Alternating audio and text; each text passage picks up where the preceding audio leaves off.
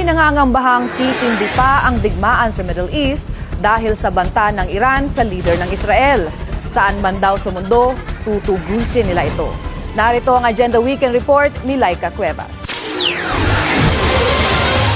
Sinumpaan na ng Revolutionary Guards ng Iran ang pagtugis at pagpatay kay Israeli Prime Minister Benjamin Netanyahu. Ilang araw yan matapos ding bantaan ni Netanyahu na patayin ang bagong Iranian Supreme Leader na si Mojtaba Khamenei, ang anak ng napatay na si Ali Khamenei. Sa panig naman ng Amerika, more strikes to come. Yan ang banta ni US President Donald Trump sa Kharg Island, ang nagsisilbing main oil export hub ng Iran. Sa pinakahuling datos, hindi tinarget ng US ang oil infrastructure ng isla, pero sakali raw harangin ng Iran ang mga barkong dumaraan sa Strait of Hormuz, asahang magbabago ang isip niya. Hinimok din ni Trump ang mga kaalyadong bansa na magpadala ng warships sa Strait of Hormuz, ang pinakamahalagang energy choke point sa mundo dahil sa inaasahang pagganti ng Tehran, kabilang dyan ng China, France, Japan, South Korea at Britain.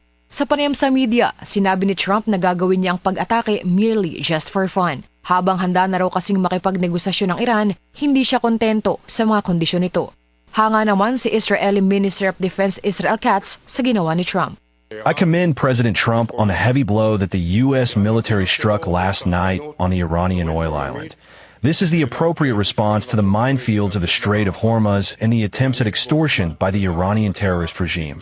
Tinabla naman ito ng kinatawan ng Supreme Leader ng Iran sa India. Hindi naman daw kasi nila talaga gusto ng away, pero kailangan nilang protektahan ang kanilang sarili. Actually, Iran from the beginning also didn't want to have any conflict in this strait, but they imposed this conflict on Iran.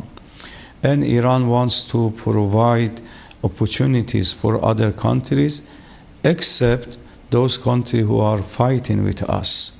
And yes, the oil and the ships which support our enemies, that they are not allowed to go. But the other countries, they should not be suffered.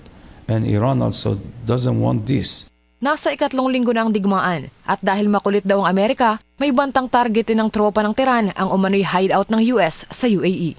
We ask the Muslim people of the United Arab Emirates and the population centers to take action regarding the evacuation of the ports, docks, and the American hideouts in the cities of the United Arab Emirates to avoid any harm. Mahigit 2,000 na ang namatay sa nagpapatuloy na digmaan at malabo pa rin sa ngayon ang tigil putukan. Negosyo at buhay na ang binawi sa marami ang nag-iisang tanong, hanggang kailan kaya ang mga pag-atake? Para sa Agenda Weekend, Laika Cuevas, Billionaire News Channel.